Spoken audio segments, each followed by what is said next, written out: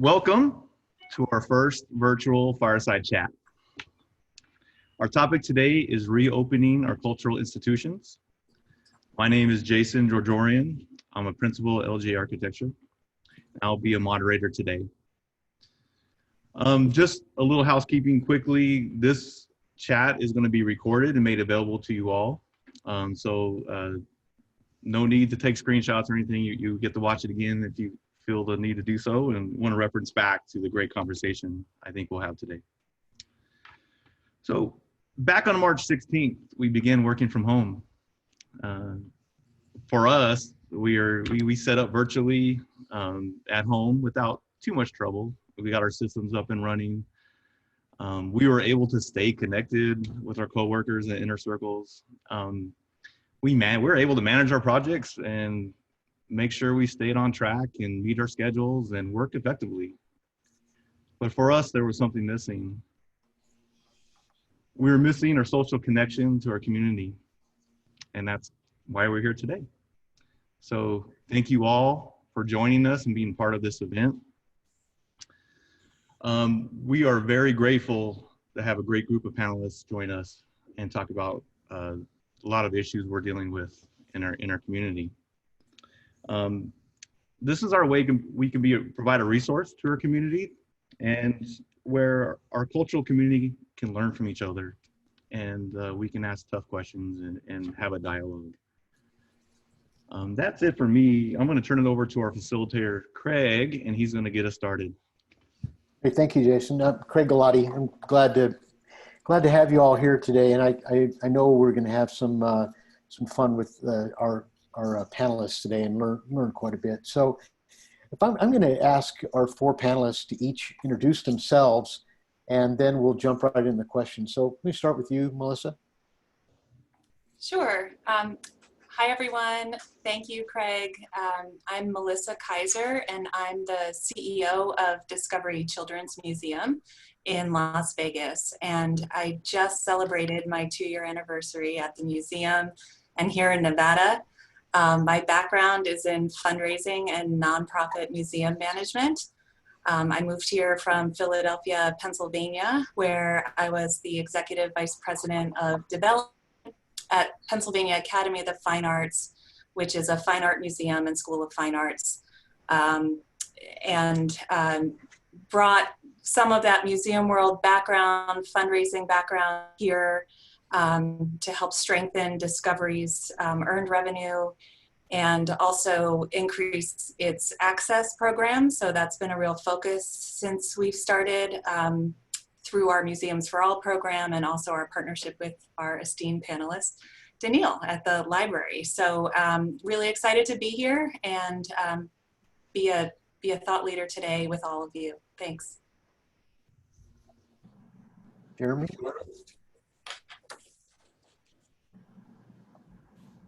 Can you unmute Jeremy there, Jason? I'm going to unmute him. There you go. There Thank you. Jeremy. Sorry about that. Like most people, we went remote some time ago, and I'm working from home, which has been, surprisingly smooth. Not just for me, but for our students. They've gotten up and running really quickly. But more by way of introduction, I'm Jeremy Gregerson. I'm head of school at the Meadow School in Las Vegas, which is it's the only pre-K through 12 non-sectarian independent school in Southern Nevada. There's other private schools, obviously, but we're completely independent, not affiliated with any religious group. We're, a pretty traditional college prep school. And so I've been at the school for 15 years. I started as a middle school English teacher in 2005, and I've done almost everything on the way up to become head of school. I became department chair and middle school director, and I was a dean for a while, assistant head of school, and I've been head now for, I believe it's 6 years. And the major initiatives that we're working on right now really are, they create interesting dovetails for what we're dealing with. We were looking hard at expanding access and trying to be a real community partner to the community and make a Meadow School education as relevant as possible to everybody in the Las Vegas area. So with all of this uncertainty, some of that work is has been made a little bit difficult, but one way or the other. Like Melissa, I'm pleased to be here, pleased to share some ideas and see what we can do to move the ball down the field. Great, thank you, Jeremy. Danielle? Hi, I'm Danielle Milam, Director of Development and Planning for the Las Vegas Clark County Library District. We have 25 facilities in the 8,000 square mile county, and really we are also colleagues with 3 other libraries locally, which is North Las Vegas, Henderson, and Boulder City. I joined the Las Vegas Clark County Library team in 2008, so this is not my first recession. It's been interesting to be in this position. I think very odd and unprecedented times for the city of Las Vegas and Clark County. I did work in Chicago 10 years before getting here with the library industry as the Senior Vice President of Program and Development for the Urban Libraries Council, and that's all the largest libraries in the US and Canada. And before then, I had a urban planning practice in the city of San Antonio, Texas. So I am learning a lot about Las Vegas over the last 11 years. What's interesting to me is that these terrible times really end up being interesting times and very highly collaborative times. So I look forward to this conversation today. Thank you. Thank you. David? Yes, hi. Thank you, Craig. And I appreciate being included in this conversation today, certainly. David Walker, I'm CEO of the Nevada Museum of Art. I moved from Pasadena, California to Reno in 2007. Previously, I was the Dean at the Art Center College of Design. I was there for about 11 years. And like Danielle, I've been through this rodeo a few times. I've been in the kind of the world of arts and culture and education for about 30 years. So luckily this time around, I feel a little more prepared than I have in the past. I think what's really interesting about what we're experiencing this moment right now is there is an incredible level of cooperation and sharing that wasn't the case back in 2008, 2009. It was, from my perspective, a fairly nasty time. The Great Recession was. And this time, I think there's a different spirit. So these kinds of conversations are certainly helpful. The museum is, I think you all know, has been active in seeing if we can't launch a beautiful art museum for Las Vegas, along with a wonderful board of trustees in Las Vegas, and Heather Harmon, who is the director of that effort for us on the ground in Las Vegas. And we're working with Craig and LGA, by the way, as our executive architects as we look to identifying a finalist, a design architect to actually work with us. But we're also the museum that did 7 Magic Mountains. You probably know about that. And right now we're working to try to make that a permanent artwork in Southern Nevada. So I think that's good.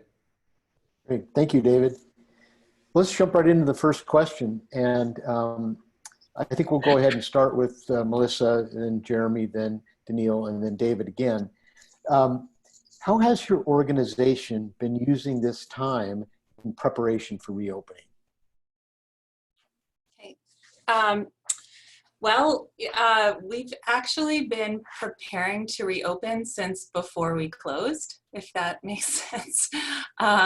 You know, we knew the closing was coming, but we also knew we had to get organized around what we might need in anticipation of reopening. So once we closed, the first thing we did was the facility underwent a very deep cleaning and disinfection. And following that, we began giving the facility a full facelift, so to speak, that included refurbishments to the museum and repainting and really allowing us to make it sparkle. We then looked at all of our safety and cleaning measures for our reopening and ordered PPE supplies, equipment, you know, things that we thought what might take a while to get in the doors that we should order now. So We've purchased hospital-grade HEPA air cleaning units, masks, sanitary mats, backpack foggers, touchless hand sanitizer stations, a temperature screening unit, and plexiglass shields for our admissions desk. Going into this, we were trained extensively on the use of EPA disinfectants. We were doing continuous cleaning before we closed. We've added to that training and knowledge with OSHA safety precautions. And we've taken a look at our facility from a physical distancing standpoint and feel very fortunate that we have 26,000 square feet of space. This includes a 5,000 square foot traveling exhibit hall that we are keeping open for our programs and activities so that we have physical distancing availability. And then we've done things like remove furniture. So, you know, any way that we could help make more space available to allow our patrons to physically distance. Limiting our guests is a big part of the plan and what that's going to look like. You know, we have elevators and stairwells and traffic flow issues that we've looked into, as well as taken the time to really write our visitor service protocols and what that will look like. We're really trying to put the visitor first and think about what their experience is going to be like, and we want it to be child friendly. We don't want kids to feel, you know, that they're waiting outside in the heat and it's scary and everyone has masks on. We want to bring our core values to our process. All of our signage will be very kid friendly, describing what a 6-foot distance might relate to in a child's terms, you know, the size of a young dolphin or the wingspan of my father's arms. And to help us with that, we did extensive evaluation, including a survey that's still going on. Please participate if you are a visitor or a recent visitor to Discovery. That really asks our members what's going to make them feel comfortable coming back into the space and what safety precautions they're going to consider, what will make them feel comfortable. You know, I think that's been a really important part of our modeling of admission numbers as well. And the last thing we're doing, and we're still in the process of doing, we're in the middle of master planning for our future exhibit design. And this included an extensive evaluation of every exhibit component on our floor.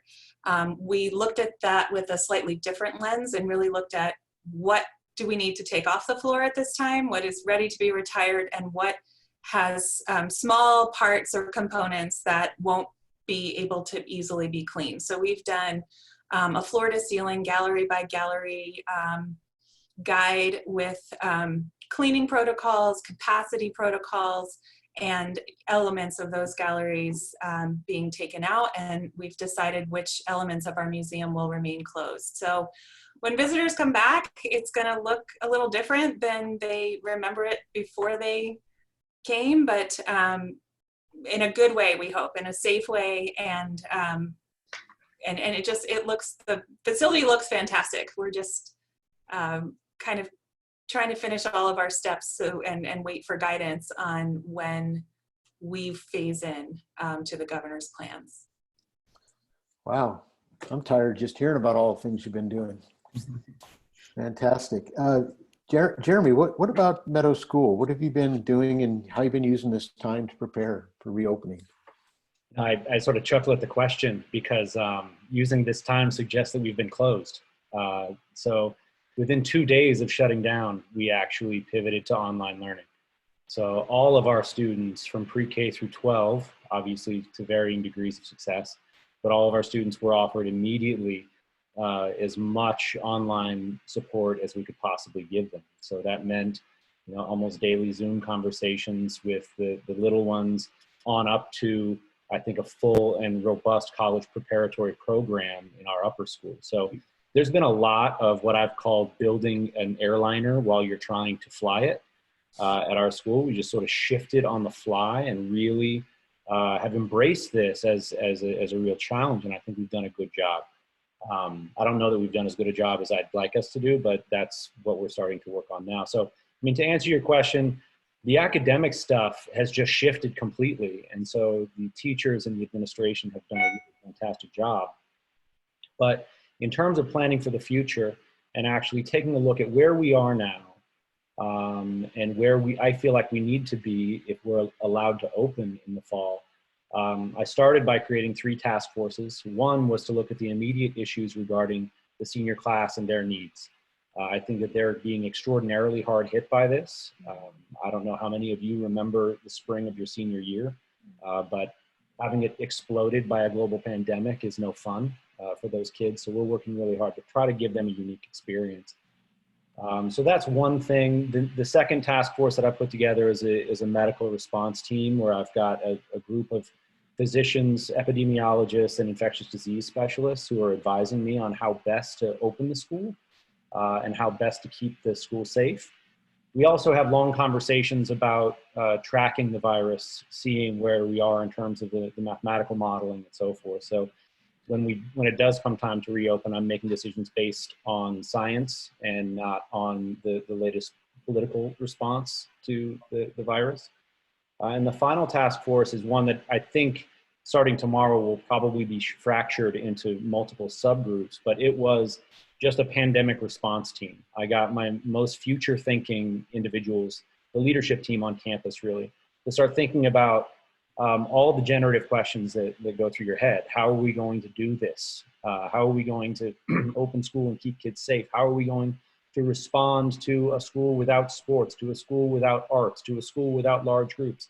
So we're running through all of these questions, all of these scenarios, and trying to answer the questions. And what we've come to is really divided the future, as it were, into 3 distinct areas. And one is health and safety, right? So we're doing a lot of what Melissa described in terms of taking advantage of this time to clean. There's no one on campus, right? So we can get a deep cleansing going on. We're taking a look at our cleaning protocols. How do you clean high touch spaces and surfaces multiple times a day as opposed to, once or twice a week?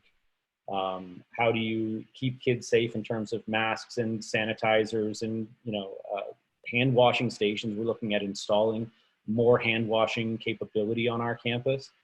And so that's the health piece. The second piece is honestly the academic piece. That is who we are, and that's what our mission is. And so we're trying to predict the future and plan for eventualities that range from, on the one hand, being completely open with no restrictions, on down to being completely remote and everything in between. And so I'm assuming right now, and we're planning as though we are going to need to go hybrid. And so we're asking our teachers to plan next year as though we're going to be closed for the whole year, because the studies indicate to us that it's easier to move from online to hybrid than it is to move from planning to be live and trying to force it into a hybrid model. So we're planning in that direction and really trying to provide teacher support, looking at the technology that we're going to need in terms of cameras, infrastructure. We're already expanding our Wi-Fi capabilities right now, just to make sure that we're supporting teachers when they come to campus and they have maybe 10 kids in front of them instead of 20. Now, we're lucky to have very small class sizes so we can adapt in a way that some schools aren't able to. But nevertheless, we're planning for all of those contingencies. And then the final thing is financial. How do we weather this if we're looking at the possibility of a 10% drop in enrollment, if we're looking at a 20 to 30% increase in the amount of financial aid that we need to offer to keep families whole in this time? Our Board of Trustees recently authorized a $2,500 tuition credit to every family on campus, just to try to show the community that we understand that this is difficult. And I think it's been a really great thing, and we've had a lot of families give that money back to the school. And so with the money that we're getting back and extra donations, we're building a community relief fund so that we can fund families who are hardest hit by this process. So the financial planning is the third major area that we're taking a look at. Wow.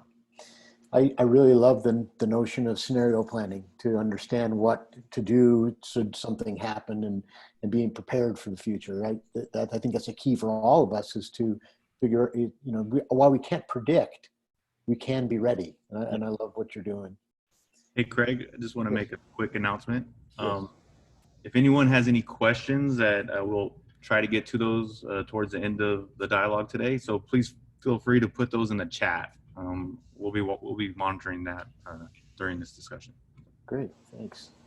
Move on to Daniil. Can you answer that question, how your organization's been using this time to prepare for reopening?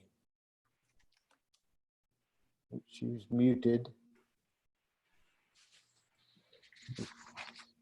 Hey, Jason, can you unmute her? I'm sorry. Yeah, like Melissa, we really started that work before we closed. We were starting to buy the PPE and getting the building stocked up. We were bumping up our janitorial services. We were really starting to think about what this social distancing means when we have so many different audiences that use the library district. We've been used to having about 11 to 12 million visitors a year. We've had a lot, about the same number of checkouts. And so, 661,000 active cardholders. And fortunately, as LGA knows, we had just completed a schematic design for 13 of our library branches, and we're hoping to move into really bumping up each of our places with this new library model of learning that has been put in place in our new buildings in East Las Vegas and Mesquite. And so it was really, I guess, in a way, a silver lining for us to know a whole lot more about our buildings. Every single one of them is quirky. Every single one of them will require a lot of really spatial reconfiguration. And as we look at all the complexities of the social distancing, the traffic conditions, the different kinds of audiences and their different needs, we just started doing a lot of deep dives, mostly with the exec team and also with a couple of new teams that we put together, the health and safety mitigation team, which were folks from all over the district, from facilities to marketing to library operations and community engagement, as well as those folks in IT to really help us understand what kind of new e-learning, e-communication platforms we need so that we can make those pivots and have that kind of hybrid service mix as well. And so, it's been interesting for us. We have 700 employees and about 300 of those were part-time. So they didn't really, a lot of our staff really didn't have official communications channels because they use the computers at work and we didn't have them hooked into our emails. So we've immediately set up an offsite staff information page so that those folks who really only work a few hours a week could get on and feel part of the planning process. And we really started to understand as we were doing our schematic design for the buildings, we started to understand how much of the audience was day shelter populations. And so if the group number that comes out is 10 people to a group or 10 people in the building, that really starts to constrain how our other customers might have the experience. We started having a lot of community meetings and talking to our partners out there because we had been involved in a very large partnership with Workforce, where 14 different agencies are now in some of our buildings. And so as we saw, obviously, the incredible number of folks trying to get onto the unemployment system, folks in the food lines at the food bank, and working with our partners over at the welfare offices, supportive services, understanding how tremendously those even just filing claim populations, where we started having conversations about how we could be a better partner to them when the building is open, even in a more restricted way, to pull out some of the technologies that were in classrooms, that were in computer labs, back out onto the floor and start to understand in a rapid response way what the community needs in the immediate term, which is computers, computers, computers, because as much as we can pivot to online services, we also know that in this community, there's just a tremendous number of households who don't have access to the internet at home or their businesses. And so very complex times, unprecedented times, looking at our budget in an unprecedented way.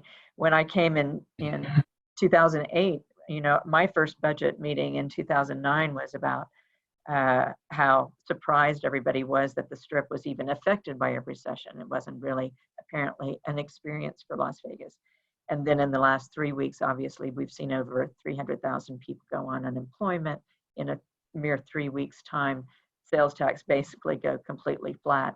And for our organization, that's 35% of our budget. We're primarily property tax based, but nonetheless, it will mean very a need for immediate cuts and immediate scaling back in some of our contracts. I guess the part that has been hit the hardest is our performing arts venues. We have 7 theaters. We also have marvelous art galleries. And so, we're really started looking at some of those contractors and putting them on notice that we would probably not be able to have any performances until perhaps the fall.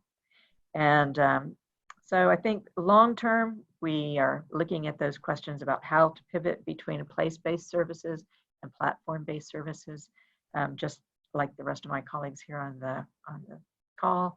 And then just taking our plans, a 3-phase plan to our board and getting their approval last week. I think that we have started to see a little bit more relaxation among staff about the anxieties they have about going back. But we do know that we will have a lot of folks also that will have a lot of trepidation about getting back to work. Wow. One thing that people don't realize so much about libraries is how many other community services that are wrapped within the libraries. Right. It seems to me like in most communities, any service that falls through the cracks, the library picks up. And that's got to put a tremendous burden on the organization right now. Mm-hmm. So David, although I've been talking to you a lot, it seems like, but what have you been thinking about? What have you been using your time to prepare for reopening? Well, I think one of the most important things, we also closed on March 16th, and it was a traumatic day for everybody. Everyone was absorbing, although we had been, preparing ourselves for that. People were absorbing the reality of the moment. And I think that one of the things that has been very important and very beneficial is with the 70+ employees that we've had regular meetings, all staff meetings, committee meetings. We've kept the staff every day engaged, busy. So to a certain extent, it hasn't really felt like we're closed. And I think that's really important because we have, I think, built some momentum in the last week that we're all starting to think about the day when we, get to phase 1 and reopen. So that's been a really important sort of challenge for me in terms of the, maintaining optimism in the culture and a sense of safety.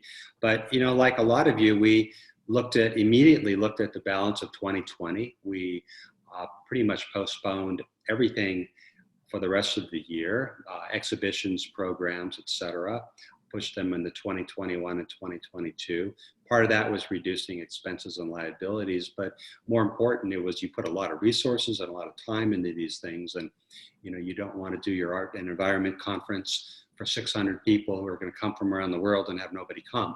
So it was really important that that we save these important programs. We also identified cash that we had available, which was really important so that we wouldn't go into a crisis mode. And that's proven to be well and good for the time being. And then we put together a committee.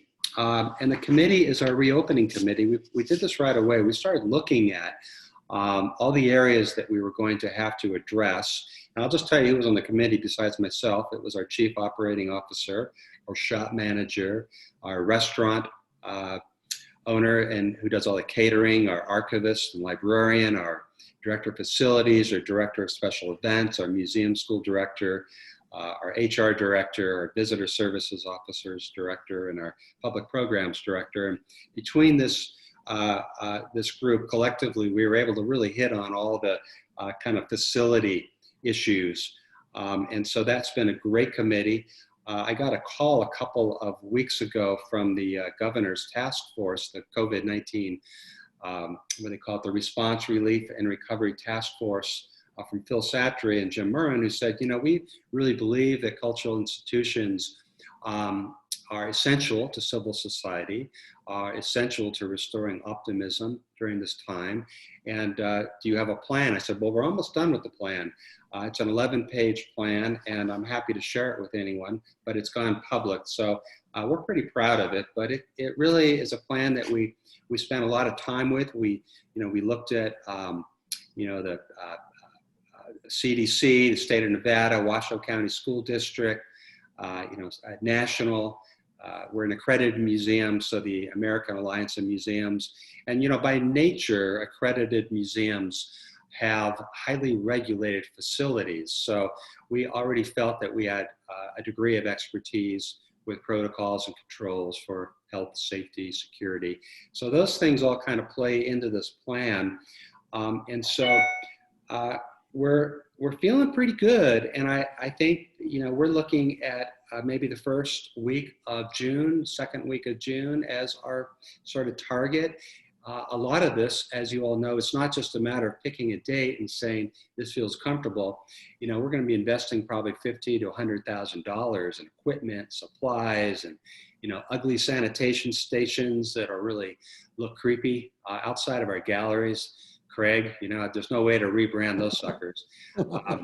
But we're doing all this. And then we have a sky room. If you've been to our museum on the top level, we built a beautiful sky room on the rooftop for special events and weddings and proms and concerts and this and that. And it's 5,000 square feet, big open space, hardwood floors, beautiful windows. We opened that about 4 years ago.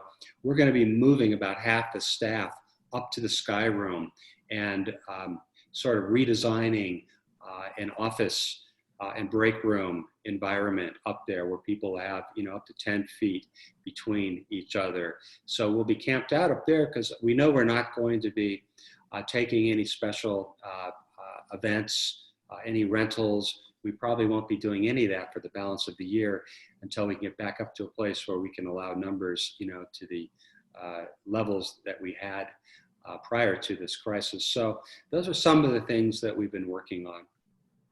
Great. It'd be wonderful if we could get a copy of your plan and maybe distribute to some of the folks that might want it. So if you're willing to give it out, that's fantastic. Okay, we're going to stick with David and go to the next question. What do you think the single most important thing you need to do to be able to reopen? Well, what's been interesting, and it hasn't been a knee-jerk, kind of let's do it also reaction or response to this, but we have, there's been some expectation that we look to social media in a more extensive way, that we look to, a museum from home kind of virtual presence in a more significant way than we've ever done before. It's turned out that just in the last couple of weeks, it's really starting to get robust. And the engagement is terrific. Last night we had our educator evening. We had about 190 educators, just like this on Zoom. This is where we provide educational content, provide in-service credits to our K through 12 community. These are some interesting prototypes for us right now to test, how much of this in the future can we actually stick to, commit to, and deliver online. Nothing should replace the physical programs, but we're kind of going through an interesting moment where there's some hybrid, and I think Jeremy, you mentioned this. There's some hybrid opportunities here that I think are really worth exploring and maybe the new normal going forward. So that's important. We developed, this is where I might ask you all for some assistance. From a legal standpoint, there's recommendations that you have a questionnaire at the door and you sign it, and that's, relieves the museum of any liabilities. We're not going to do that. I don't even think we're going to require face masks because we know what kind of political problem that's causing around the country right now. It's leading to violence. But we are going to have a document that everyone will read, and it will provide some guidelines and some suggestions, and ask that you don't enter the museum if you have, A, B, or C. So those are some of the things that we're thinking about. But I think we do a really good job anyway of managing crowds and circulation and all those kinds of things. And we just want to make sure that we do that, 10 times better than we were doing it 6 months ago, and make sure that our visitors and our members appreciate that and, will to a certain extent cooperate. Wow. Okay, great. Thank you very much. Move over to Daniil, same question. What is the single most important thing that the library district needs to do to reopen? Well, we really are focused on sending those messages and doing the work behind making sure that the place is safe for both staff and customers. And so all of those intense janitorial and sneeze guard and face mask issues are at the top of our list of things that we are getting done, just because I think as a major public cultural hub and community activity zone, we want everybody coming back in and feeling like they are protected and that we have their safety first and foremost. We also, though, really are focusing on repackaging the assets that the library district has now, because we have this ability to be the learning center for the whole family and for groups of students that come in, and for the folks that are day shelter populations. So we really want to understand how we might, in the early phases of opening, be a different place, maybe reservation based, maybe taking some of those lessons from retail and curbside services. We got rid of one of our biggest barriers, and that's our library card. Now you can get on our website and make your application, and seconds later you will get a card that gets you into all of our digital content. And before, we had started to see the collection sort of dropping in terms of use, although obviously very high numbers of use. But what we've seen is tremendous uptake in digital downloads. Literally 50,000 more digital downloads in March and 80,000 more in April. So 250,000 items circulated even as the facilities themselves were closed. So, like David and the others, I think we are putting on our future hats. We're really looking to see how libraries evolve in this era and putting our assets together in different ways with our partners so that we can bring the services that the community really needs and have a big presence and have a big position as part of the rapid response for the recovery, but also that learning space that bridges the digital haves and the digital have-nots, and making sure that as we open, we're really looking to those populations that are being left out of the online service mix. Wow, fantastic. I'm going to move on to Jeremy, ask the same question. What's the single most important thing that Meadow School needs to do to be ready for reopening? I think for us, we're such a communications and connections-based industry that for us, a lot of it is going to be professional development and getting faculty up to a point where they feel like they can really deliver in a hybrid or a remote realm. We had a crash course in it in the last 2 months, and I think we've done a good job. But as I said to the faculty recently, we didn't build the school to do a pretty good job. We built the school to do an excellent job, and so that's the direction that we need to take in terms of preparation. I think that everything that has been said already about consumer confidence and the health and safety of our facilities is huge. But I also feel like so much of this is out of our control as leaders. If there is not a comprehensive testing protocol, if we don't see an uptick in the numbers of both live virus testing and antibody testing.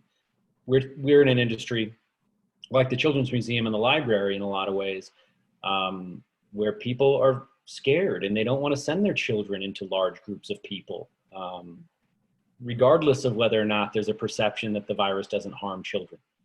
So for us, I'm eagerly waiting to see what the scientists and the politicians are going to put together in terms of giving us all some confidence about just how much contagion we're actually dealing with here. So we'll work on our end to deal with any of these contingencies that we've laid out, but also we're never going to get back to quote unquote normal, even new normal, until I think that parents have confidence that they can send their children out into the world. Thank you, Jeremy. Melissa, we hit that same question. What's the most important, single most important thing you guys are working on to do open? Yeah, I think, everyone said it here. We've got to focus on what we can control. There's a lot that we can't. Our survey showed that our visitors, the #1 factor they're considering is trust in our cleaning abilities. And so, for us, limiting the amount of people in our space and showing the continuous cleaning that we're doing is probably the single most important thing. And I think also staying relevant. So to the same points that David and Daniil and Jeremy brought up, we've continued delivering our mission at this time. We're a STEAM-based education resource. We rely on science. We have to go online and educate people even when our doors are closed. So we've done a lot of pivoting, the word of the year, and really have been pushing out a ton of content. We have, our staff is very technologically nimble, and it's shown me and our team and our community just what we can do in that kind of hybrid realm. But as far as opening the physical doors, I think we're going to take some measures. We're going to create a video to show people what our cleaning procedures are, how we're planning to keep them safe, and that it's really been part of our mission and core values. Safety and cleanliness are in our core values, and we always have and we always will continue to put that first for our visitors, and that's where we can't fumble in any of this, that we really have to keep those standards high. You're absolutely right. That is going to be the #1 thing that people are going to be concerned about before they venture out of their houses, especially because of a lot of the fear that's been built up over this. Jason, did we get a question in that you want to throw out here? Sure, we do have one. So for any of the panelists, how do you view your Las Vegas operations and facilities in the context of what's happening elsewhere around the country? What other trends are you seeing is the question. Who wants to take that one? All right, Melissa, why don't you take that? I sit on a lot of association calls with the Association of Children's Museums and Science Centers around the country that are sharing their reopening strategies. And it really has boiled down to everything is local as the strategy. It's varying so much. Consumer confidence, the factors, they're vastly different in all parts of our country right now. So I've found the groupings in our regional settings, so with the Western Pact organizations that are similar to mine, to be the most assuring and helpful, and relying on our colleagues here locally.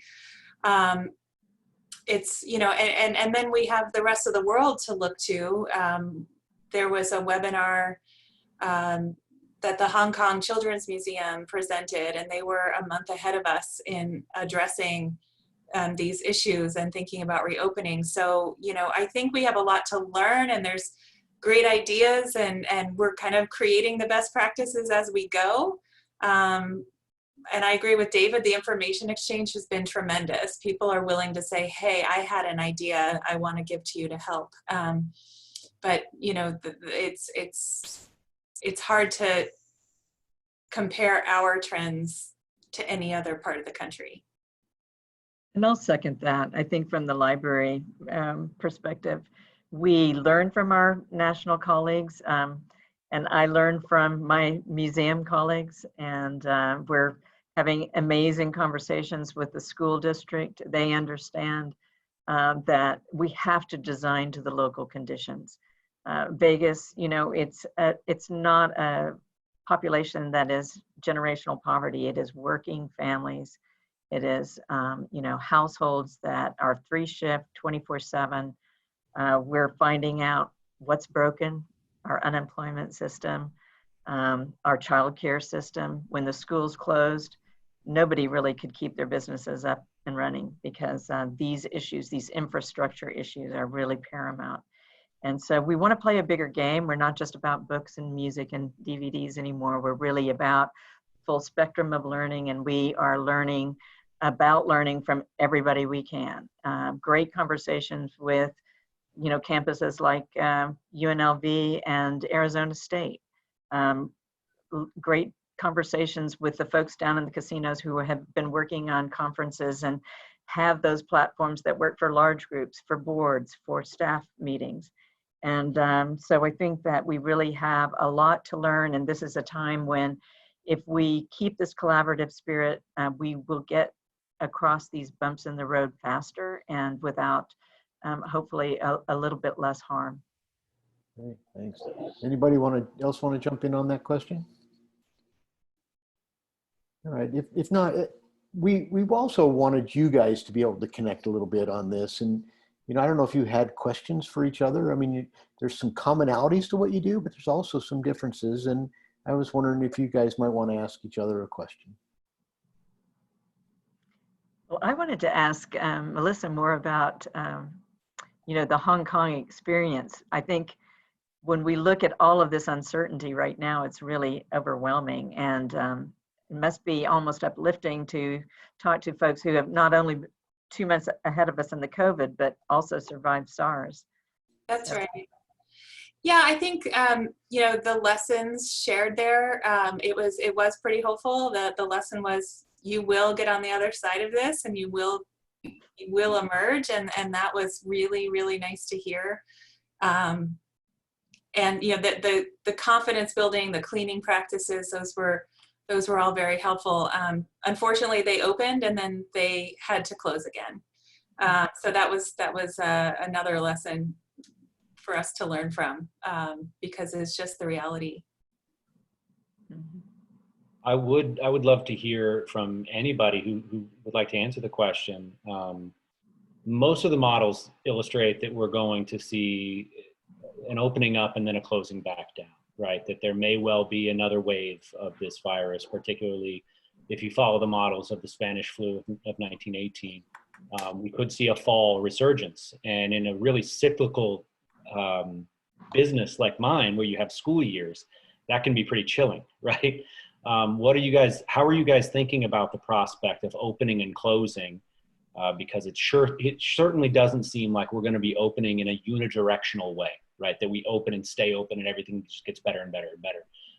How are you guys planning for the possibility of an open and then a close again? We're doing a lot of checklists. What did we do? You know, recording that, I think it's really important.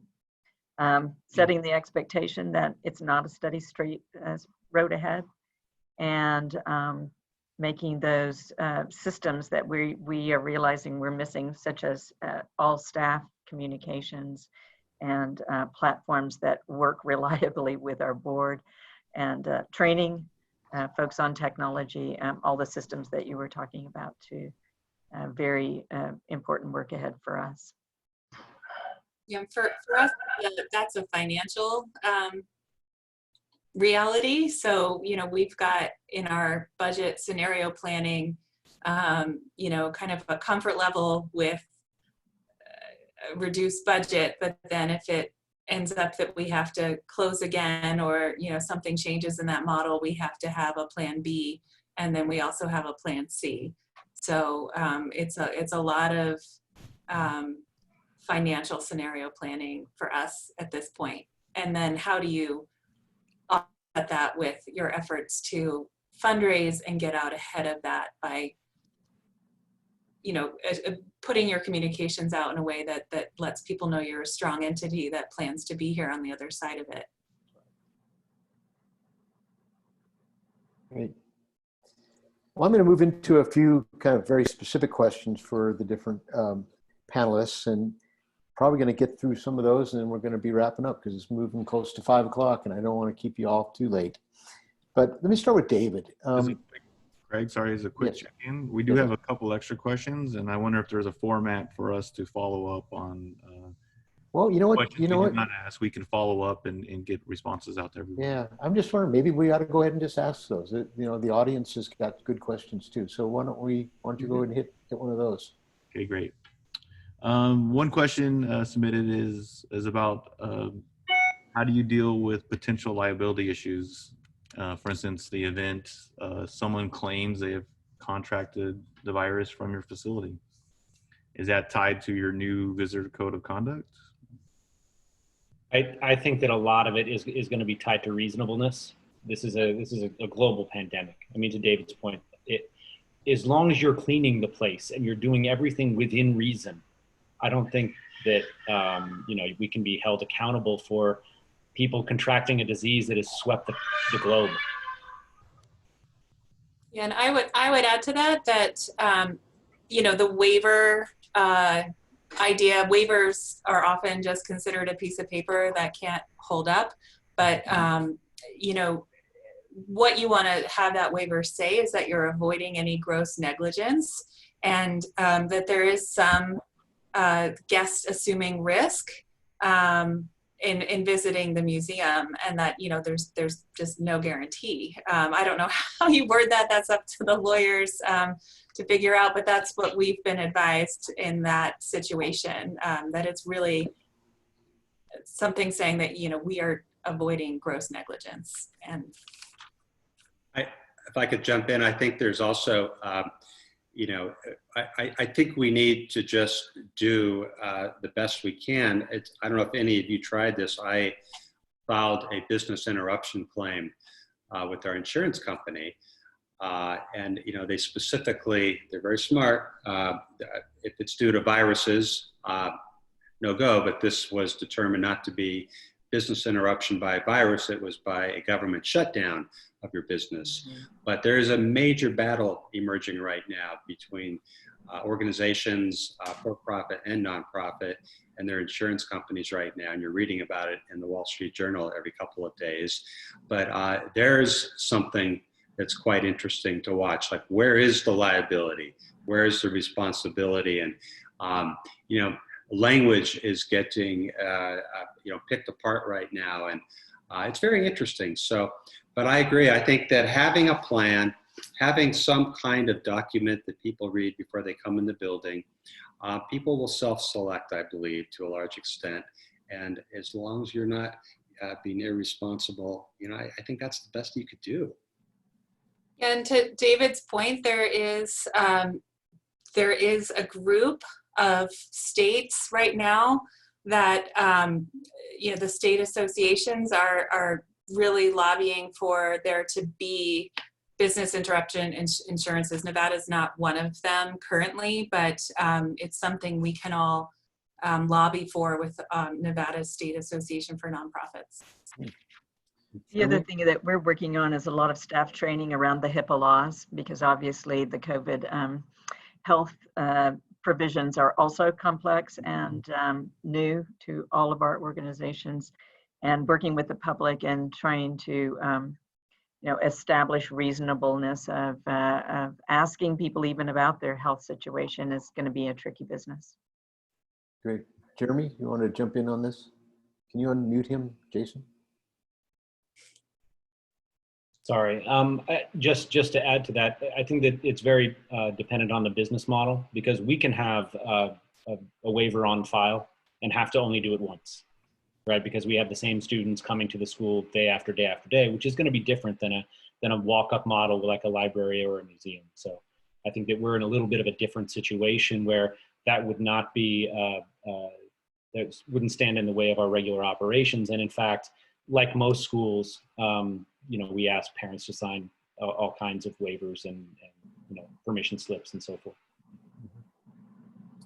Jason, do we have one more question, and then we're going to have to wrap it up? I think this is one more, and I think this is part of like the new world question too. So I think this might be a good way to end, because people have questions about this. So the question is, curious, especially for the Children's Museum and Library, do you believe this is a transition towards becoming solely virtual or technology based, or is there still room for hands-on and learn, touch and learn and play in the post-COVID world?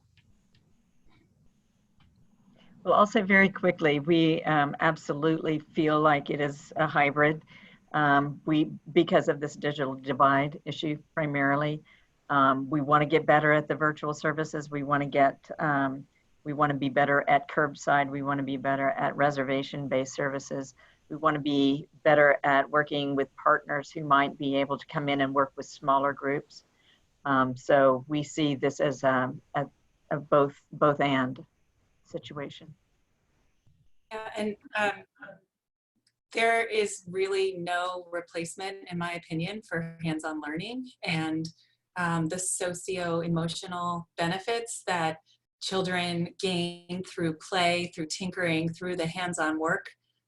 Technology is not just computer-based. This is, about making and creating and failing, and there isn't a substitute. We can supplement learning virtually, and we'll continue to do so. But to answer that question, there's, in my opinion, definitely still room for hands-on, and I think this has proven that to parents even more in this time where they're really hungry for their kids to have that interaction. Mm-hmm. I would agree completely from an educational perspective. I think that these answers are exactly what we're seeing. I don't believe that we're going to move into a position, particularly with younger students, where they sit in front of a computer and learn that way. There's no replacement for a caring relationship between a child who's eager to learn something and an adult or a teacher or a mentor who cares deeply about whether or not they learn it. That's at the center of the human project, and I think it'll remain at the center to a great degree. And maybe not entirely as it has been over the course of the past millennia, but I think that is still very much a part of what we do when we teach and learn. Great. David, I'm going to give you the last word on that one. Oh, well, I would say right on. I agree with you guys 100%. I mean, John Dewey, right? This is what makes the brain tick, is hands-on. And, I think it's interesting for us to explore the future, and we're all having to do it largely through virtual presence. And I got to say, I mean, the school district, the private schools, the colleges, this transformation to online learning has been remarkable. I can't even believe it's even barely working. But no, I think we need this, and Craig, buildings don't get built by someone sitting there on their computer and telling the robot to go up there and do this, and it's still, the world is going to change in shades of gray, but it's not going to change that dramatically, in my opinion. All right, great. Well, we're going to